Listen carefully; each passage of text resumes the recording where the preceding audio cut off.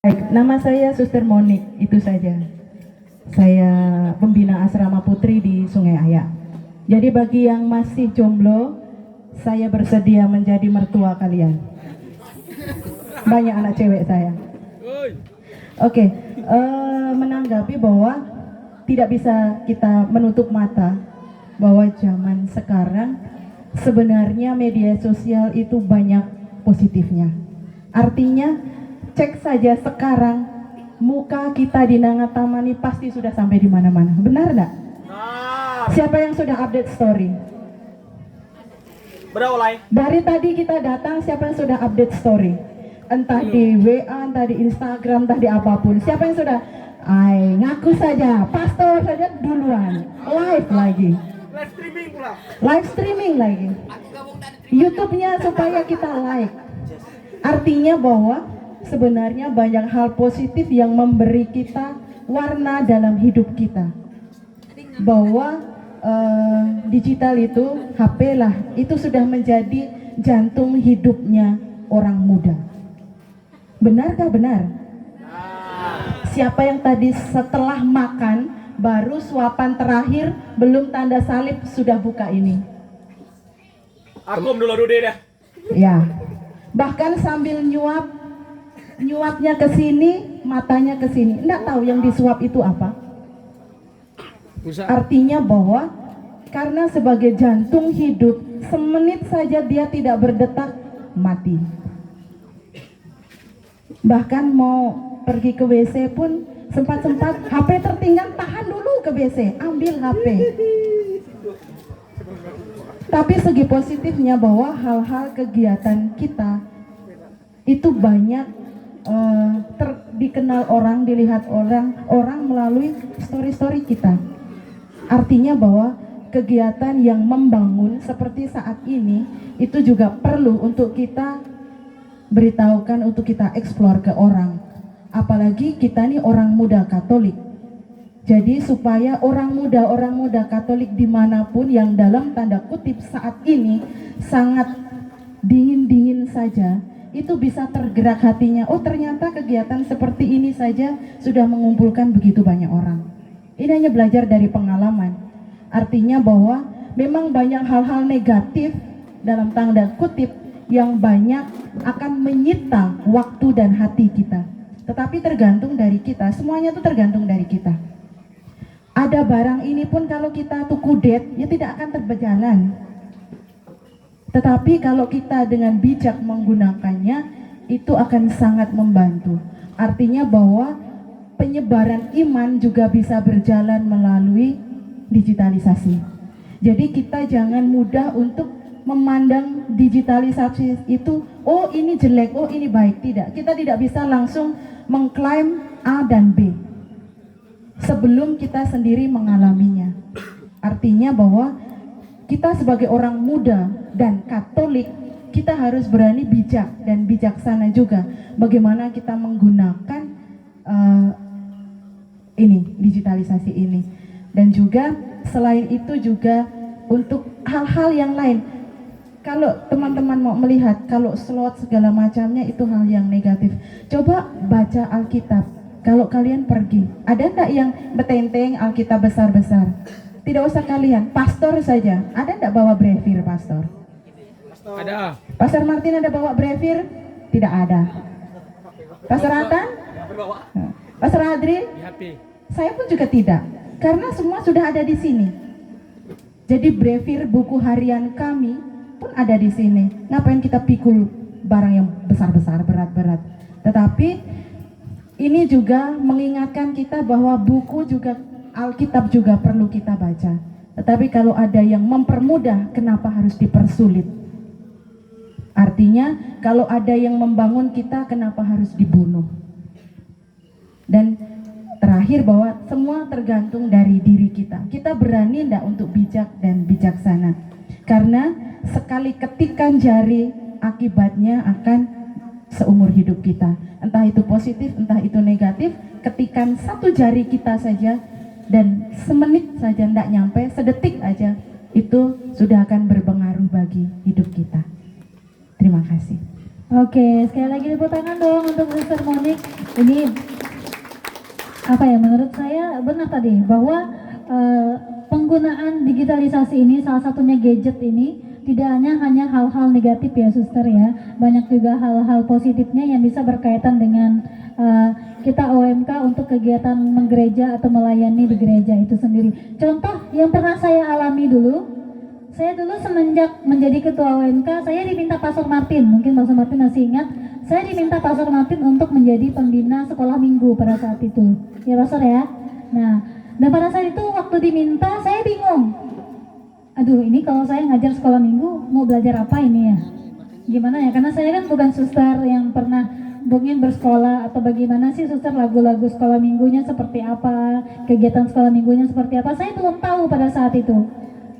Tapi dengan adanya ini, adanya digitalisasi ini, adanya handphone ini, saya bisa belajar dari sini. Oh, hari Minggu nanti saya lihat ini bacaannya apa ya? Berkaitan tentang apa? Nah, saya lihat di situ Injilnya, saya cari permainan yang berkaitan dengan bacaan Injil pada hari itu. Nah, barulah saya cari lagu-lagu sekolah minggu. Kalau dulu di sini rata-rata nonton sekolah minggu nggak? Ya, sekolah minggu semua ya. Ya udah pasti tahu dong lagu-lagu sekolah minggu itu apa-apa aja ya kan? Nah, itu dia. Jadi saya cari lagu-lagu sekolah minggu yang berkaitan dengan Alkitab itu sendiri, yang berkaitan dengan Injil pada hari itu tentang apa. Nah, saya belajarnya dari sini juga. Selain saya bertanya kepada suster, juga pastor, tapi saya juga cari ide-ide dari sini. Nah, ini hal-hal salah satu keuntungannya suster ya, yang bisa digunakan untuk kita OMK tentunya. Saya yakin di sini teman-teman OMK juga ada yang menjadi pendamping atau membantu suster dan pastor untuk adik-adik sekolah minggu kita di sana, di paroki kita masing-masing. Nah, kita bisa bantu dari situ. Dari handphone ini, bisa dibantu dari hal-hal lain mungkin yang pernah kita lihat di TV atau apa sebagainya. Itu juga bentuk digitalisasi. Oke, sekali lagi terima kasih suster untuk jawabannya, untuk hal yang disampaikan. Selanjutnya nih Bang Ansel nih. Kalau Bang Ansel sebenarnya saya sudah tidak ragu sih dengan orang tua ini ya. Saya panggilnya orang tua. Karena memang udah tua dia ya. Kalau dari saya dia udah tua sekali ini. Dia datang di sini selesai kuliah, saya masih SMP. Saya masih Miss Dinar. Dia selesai kuliah. Ayo anak SMP masuk ke sini ikut OMK. Nah, karena SMP kan udah 13 tahunan lah ya, kok udah boleh, walaupun masih Miss Dinar tapi masuk juga di OMK. Nah, dia yang buat saya bisa berbicara pede di depan sini itu dia. Nah, salah satunya dia ini. Selain abang tadi, Bang Galon tadi itu, Bang Didit, dia juga. Oke, Bang Ansel langsung saja deh kalau begitu. Sekarang kan OMK sudah punya banyak tantangan, apalagi di era digitalisasi seperti ini ya. Menurut abang nih ya, bagaimana sih peran teknologi untuk mendukung kegiatan gereja itu sendiri, dan apakah OMK itu punya masalah ini ya, jika berada di gereja tapi mereka juga sibuk dengan gadgetnya, dengan hal-hal sendirinya, mereka dengan kesibukan mereka dengan handphonenya. Itu biasanya Bang Ansel alami nggak sih? Itu silakan Bang. Serius amat, Iya serius amat. Ini para penonton ini masih hidup nanti. Selamat malam. Apa kabar? Biasa. Saya suka membeli gergaji. Gergajinya dibeli, giginya habis. Saya suka menjadi pemateri yang terakhir kalau materinya sudah habis. Tidak ada lagi, nanti bahas mereka semua. Santai ya teman-teman ya. Meja di tengah ini kami siapkan. Beberapa saat lagi kita akan menikmati snack-snack yang akan disiapkan oleh panitia. Oke, tepuk tangan dulu dong buat panitia. Ada sedikit ini sih fenomena malam hari ini. Saya disebut sebagai orang tua di sini. Ya udah apa-apa ya. Santai aja ya. Maka saya memilih jadi OMK suster supaya tetap muda. Cuman rambut ini tidak bisa disangkal pastor. Siap-siap pastor. Oke, santai ya teman-teman yang mungkin mulai ada chat-chat, tukar-tukar nomor, mulai mau janjian mojok di mana nanti lah ya. sebentar ya. Oke, setuju? Setuju. Materi kita sudah. Kenapa? Oh ya. Kalau ada yang mau ngerocos tak apa-apa, jawab aja langsung ya. Baik, tema kita tentang digital. Saya mau bercerita aja lah ya di sini ya.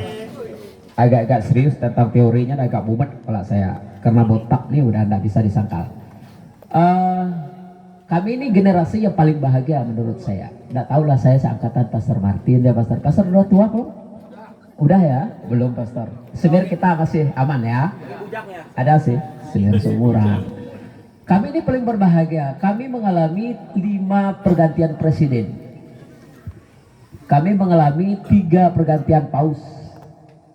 Kami mengalami mengirim surat cinta menggunakan tulis tangan. Ya. Asik kan? Tepuk tangan loh. Asik-asik ya. Pastor bilang sama Seumuran kita. ya? Oke mantap. Wah ini pernah Yang- bikin surat cinta ini Pastor ya. Yang uploadnya harum itu loh Pastor. Masih ya? Yang kertasnya harum itu ya. Yang uploadnya bunga-bunga. Masih ada nggak di sini? Masih ada nggak teman-teman? ya? Masih ada nggak? Siapa yang aku masih pernah cium amplop yang harum itu? Pernah ya? Ada Siapa? nggak? Angkat tangan. Berarti Ini memang. angkatan baru Oh, semua udah. sepertinya ya. Oke. Makanya saya mau cerita dulu gitu. Soal digitalisasi ini kan dah hilir-hilir sekarang. Oh, Mas Mas Yud, Yudi. oke Mas Yud, kita. Mas Yudi di belakang. Oh, iya. Berbicara soal digitalisasi ini kan sebenarnya ilmu komunikasi kan. Jadi zaman dulu kalau kami ngirim surat ke pacar ya, dulu ada sahabat pena suster di majalah Hidup dari Flores sana gitu. Jadi kita tulis di situ kan ditampilkan fotonya, cantik-cantik semua kan. Kita coba itu, apa kabar teman? Ya kan? Enggak apa-apa suster ya. Apa kabar teman gitu. Bulan Januari kita kirim, dia balas bulan Juli. Dia bilang kabar baik. Padahal mungkin dia udah beberapa bulan tuh berapa kali masuk rumah sakit kan. Benar tak? Enggak kayak sekarang chat begitu centang 2 langsung tuh dibalas kan. Betapa pendeknya waktu.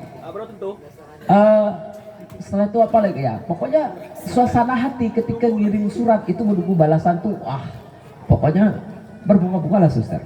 Setiap hari kalau itu menunggu Pak Pos ya. Nah, itu senang sekali. Nah jadi rasanya dari generasi ke generasi ini, generasi kami ini sangat lengkap lah penderitaannya sampai kebahagiaan sekarang. Nah awal mula punya HP, seingat saya HP itu muncul tahun 1100 setelah reformasi. Setelah reformasi tahun 98 itu sudah mulai ada wacana handphone. Kalau di luar negeri sudah 99 sudah masuk, tetapi waktu itu 99 harga kartu perdana itu sebesar 1.500.000 satu kartu ya, satu. Jadi HP-nya yang paling keren itu Sony Ericsson. Sony dan Sony Ericsson itu adalah dua perusahaan yang kolaborasi. Jadi Sony, Datu Ericsson, Datu Sony Ericsson. Barulah muncul yang teneng.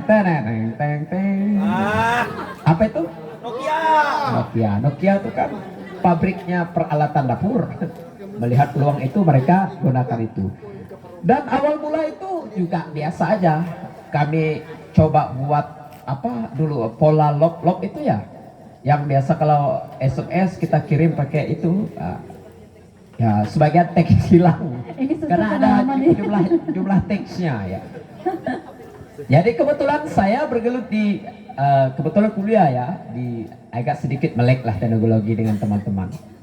Kami menemukan satu cara menghemat pulsa. Ini luar biasa dulu. Kirim hemat.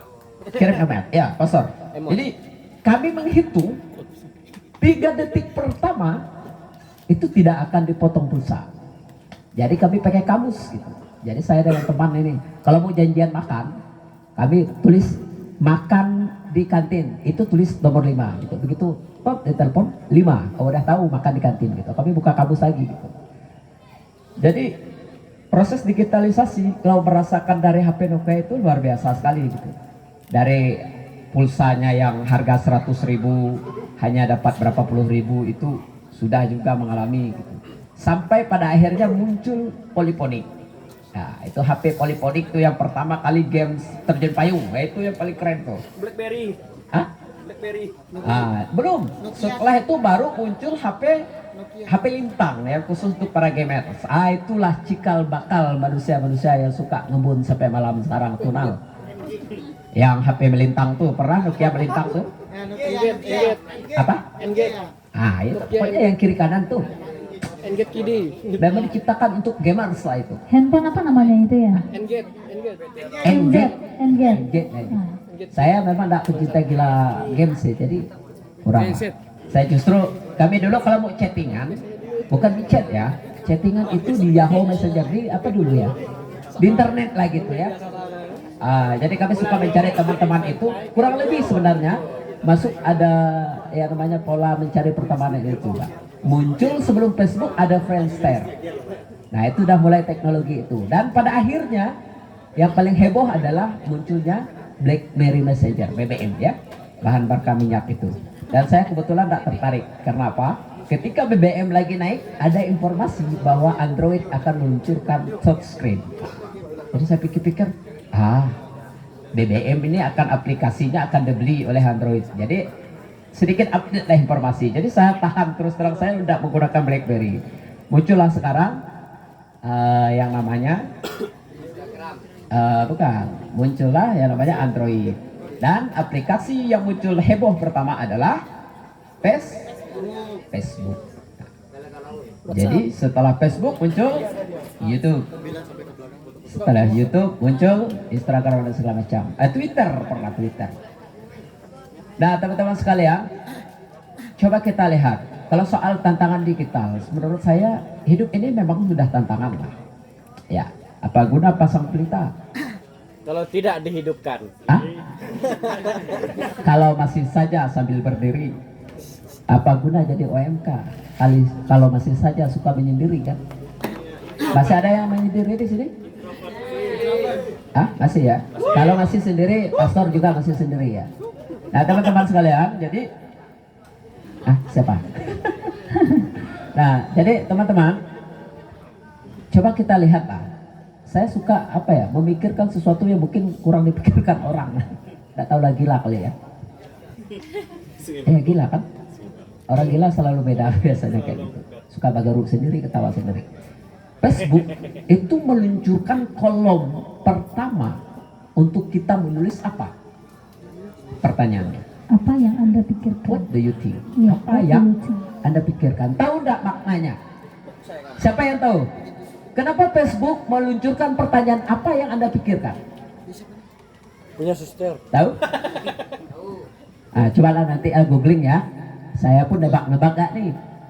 Karena memang apa yang kita tulis tuh pasti yang kita pikirkan, benar nggak? Maka hati-hati sekarang. Bukan hanya mulut yang berbahaya, tetapi jari yang paling berbahaya sekarang. Benar? Nah, teman-teman kan suka bertanya kepada saya, Bang, gimana cara membuat status Facebook lagi? Saya selalu sampaikan pada teman-teman UMK, tolonglah kalian yang suka update status di Facebook, di Instagram, di Twitter, di apa segala tuh cerita apa, nanti ada urutannya lagi. Yang nyeranah orang tuh lah, yang nyinggung orang tuh. Ada ditulis, aku sih tidak nyinggung ya, tapi ya kalau merasa ya udahlah. Padahal maksud dia tuh nyinggung. Kan? Nah, kan barang seperti itu kan ada suatu, Pastor Martin sudah tertarik juga ya, Pastor. Ada suatu ilmu yang ditulis oleh Rhonda Byrne dengan buku The Secret. Itu mengatakan kekuatan pikiran itu memenuhi alam semesta ini. Jadi Facebook itu media sosial kita itu, kita udah terjangkau, benar kata suster. Pertemanan kita bukan hanya teman kita di Surabaya loh sekarang, benar tak? Ada enggak teman-teman yang punya teman di Amerika? Enggak ada. Ada. Nah, serius sih sebenarnya. Ada Ustaz Amerika ya. Ada yang dari Jakarta enggak pertemanan Facebook, Instagramnya? Ada enggak? Followernya ada? Ada. Dari Papua ada? Ada. Dari Filipina? Filipina pasti banyak nih. TikTok. Ya paling banyak itu dari Thailand ya. Hah? Apa? Korea. Korea ya kan? Iya. Jepang. Nah, Jepang. Sintayong. Nah, kita lihat orang-orang muda, terus terang sih saya sebenarnya kalau dibandingkan dengan Anda soal digitalisasi mungkin saya jauh lebih gaptek dari kalian. Kalian soal ilmu pengetahuan tentang digitalisasi mungkin sangat-sangat lebih jauh aplikasi dan segala macam. Tapi saya tuh lebih cenderung melihat apa sih mah dan apa tujuan orang menciptakan itu. Rupanya memang Facebook itu memancing kita untuk meluapkan apa yang kita pikirkan sehingga orang akan menanggapi.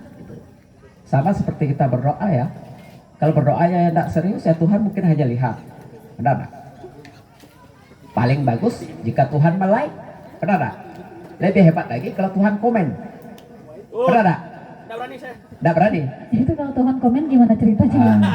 Tuhan komen artinya jawaban kita, doa kita dikabulkan. Oke. Bukan komen namanya. Benar Saya tak? kira kalau Tuhan komen berarti Setuju? kamu Nah, itu enggak, bayangan saya kalau Tuhan komen berarti kamu udah sama Tuhan di sana. Sama. terserah. Nah, jadi sampai kemana tadi? Nah, Tuhan komen. Tuhan komen. sampai komen ya. Ya. Oke. Nah, jadi harapan saya kepada teman-teman OMK, tolonglah buat status tuh yang bagus-bagus. Kegiatan seperti ini ya kita. Maka saya beberapa teman-teman di Proki mengatakan OMK Danau Taman heboh ya, suka ada acara. Padahal saya melihat teman-teman di Proki lain juga banyak acaranya. Cuma enggak mau mereka publis gitu. Kita bukan membangga-banggakan diri soal apa suci lah bahasanya ya kan. Sikit waktu acara gereja foto kirim ya kan, sikit apa aja foto. Kecuali kalau waktu-waktu yang sakral di gereja jangan difoto, jangan dikirim lah kan. Tapi untuk kegiatan-kegiatan seperti ini yang positif kenapa kita tidak kirim? Kan bukankah kita disuruh untuk menjadi penyebar firman kan melalui media kan bukan hanya kata-kata tapi foto itu beribu makna bisa kita sampaikan kepada orang lain. Nah jadi perbanyaklah posting-posting yang bagus ketimbang posting-posting yang nyinggung tetangga lah ya kan, ayam tetangga berak di halaman rumahnya dipoto lah, di snap lah kan. Biasalah kami nih kan tak punya daging hanya punya taiknya dikasih tetangga ya kan. Padahal tetangga tidak ada tahu apa-apa lah dengan ayam. Pernah ada saya jam kau berak sana ya, tidak pernah. Jadi ya apa yang kita pikirkan ujung-ujungnya apa, teman kita yang mungkin dari Jakarta, wah ada apa bro katakan, wah bantai aja tetangga tuh katakan, akan bagi panas-panas tuh, oh nanti lah kata kalau macam gitu bakar aja rumahnya bro kan. Jadi apa yang kita pikirkan sebenarnya sederhana akan menjadi memicu hal-hal yang banyak hal yang negatif.